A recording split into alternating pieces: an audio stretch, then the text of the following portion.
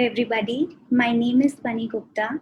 So today again I am here with a new bunch of words जिससे कि आपकी vocabulary और अच्छी होगी और आपको जुडिशरी और दूसरे कॉम्पिटिटिव एग्जाम्स में काफ़ी हेल्प मिलेगी.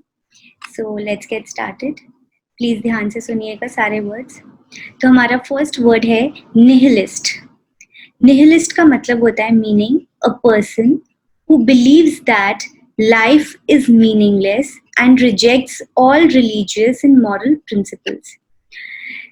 निहिलिस्ट एक ऐसा इंसान होता है जिसे ऐसा लगता है कि लाइफ में कुछ भी नहीं बचा है, लाइफ बिल्कुल बेकार है, मीनिंगलेस है और जितनी भी मॉरल वैल्यूज होती हैं, प्रिंसिपल्स होते हैं, जितने भी हमारे रिलीजियस वैल्यूज हैं, प्रिंसिपल्स हैं, वो सबको वो रिजेक्ट कर देता है.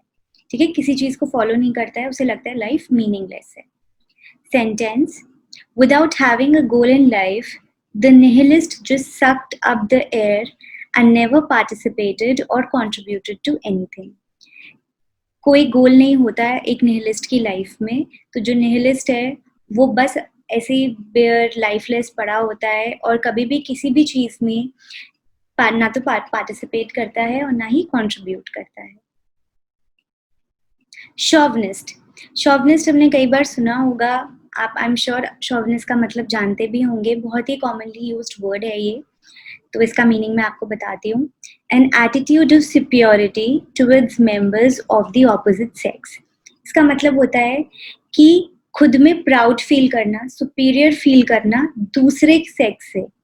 मतलब जैसे कि for example I am female, मुझे ऐसा लगता है मैं सुपीरियर हूँ मेल सेक्स से. ठीक है, तो उसे बोलते हैं शॉविनिस्ट एटीट्यूड.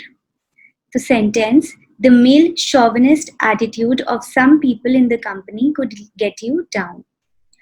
जो मेल शॉविनिस्ट मतलब मेल सुपियोरिटी का जो एटीट्यूड कुछ लोगों में है वो आपकी कंपनी को नीचे ला सकता है. ठीक है. रिटोरिकल. रिटोरिकल का मतलब समझते हैं, meaning it is the art of speaking and writing effectively. कला. रिटोरिकल मतलब लिखने की, अच्छे से बोलने की और लिखने की कला को, आर्ट को हम रिटोरिकल कहते हैं. Sentence: the writer showed great rhetorical skill. जो राइटर है उसने अपने काम में, अपने वर्क में बहुत ही सुंदर तरह से अपनी रिटोरिकल स्किल को दिखाया. स्केपगोट. स्केपगोट का मतलब देखते हैं, meaning a person who is blamed for something that someone else has done. किसी और की गलती के लिए किसी पर जिस इंसान को आप ब्लेम करते हो उस इंसान को बोलते हैं स्केपगोट. ठीक है, किसी और की गलती के लिए जब आप ब्लेम करे जाते हो then you become the scapegoat. Sentence: I don't deserve to be made the scapegoat for a couple of bad results.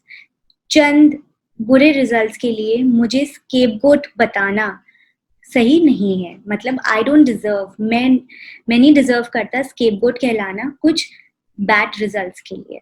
Protectionism.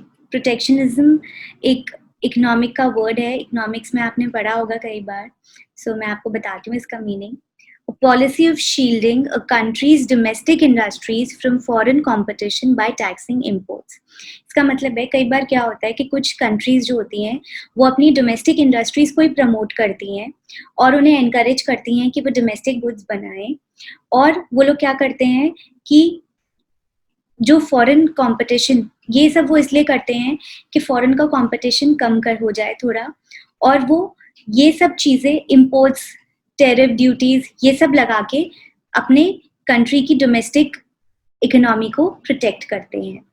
Sentence: since many US companies are having their products made overseas.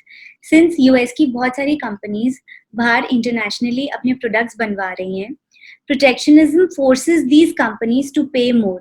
तो ये जो protectionism है, मतलब ये जो policy है, ये उनको मजबूर करती है कि वो ज्यादा पैसे दें उन प्रोडक्ट्स के लिए कमिंग बैक टू यूएस. तो जब वो यूएस में आए तो वो बहुत महंगे मिले. ये वो इसलिए करती है जिससे कि जो लोग हैं वो बाहर से ना लेके, फॉरेन कंट्री से ना लेके खुद ही डोमेस्टिक प्रोड्यूस करें और अपनी कंपनी की इकोनॉमी बढ़ाएं. ठीक है. रिडीम. रिडीम सुना है कई बार. It's an easy word. To get और विन बैक, कोई चीज वापस मिल जाना या जीतना.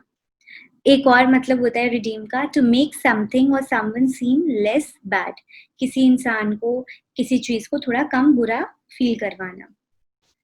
Sentence, she is going to redeem her diamond ring, उसे अपनी डायमंड रिंग वापस मिलने वाली है. ठीक है. He had realized the mistake he had made and wanted to redeem himself. उसको एहसास हो गया उसने क्या गलती की है और वो अपने आप को सुधारना चाहता है. Holistic. Holistic का मतलब होता है meaning, dealing with or treating the whole of something or someone and not just a part. Holistic का मतलब होता है किसी चीज से पूरी तरह डील करना, ना कि कुछ एक पार्ट से. ठीक है. पूरी तरह किसी चीज से या किसी इंसान से डील करना is holistic, as in a whole. Sentence, the course aims to develop in students a holistic approach to design. ये जो कोर्स है ये स्टूडेंट्स को हेल्प करता है कि एक कंप्लीट अप्रोच, एक पूरी अप्रोच डिजाइन के बारे में डेवलप करने में. सो ये तो हमारे वर्ड्स थे. नाउ हमेशा की तरह it's time for quiz. Please get a piece of paper and pen and write down the meaning of the following words. तो सबसे पहला वर्ड है हमारा हीनियस. ठीक है. सेकंड है एबिस. Third draconian. Fourth mayhem. Fifth horrendous. मैं आपको थोड़ा टाइम देती हूँ, प्लीज जल्दी से इसके मीनिंग्स लिखिए. आई एम श्योर आपको याद होंगे, याद आ जाएंगे एक आध बार और पढ़ेंगे तो. So I am giving you some time, please write it down.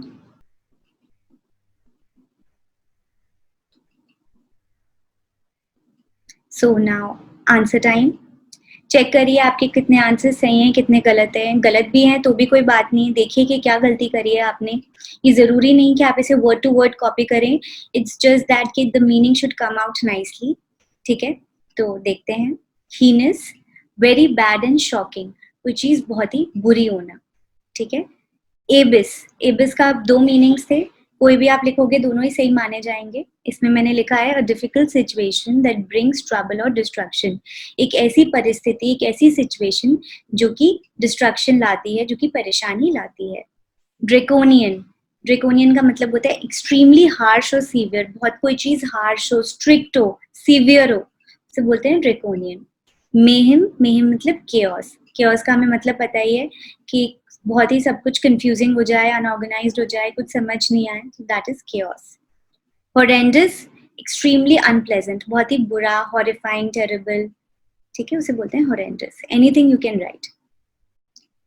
So that's all for today. Thank you very much. Please like, keep sharing. Thank you for your time.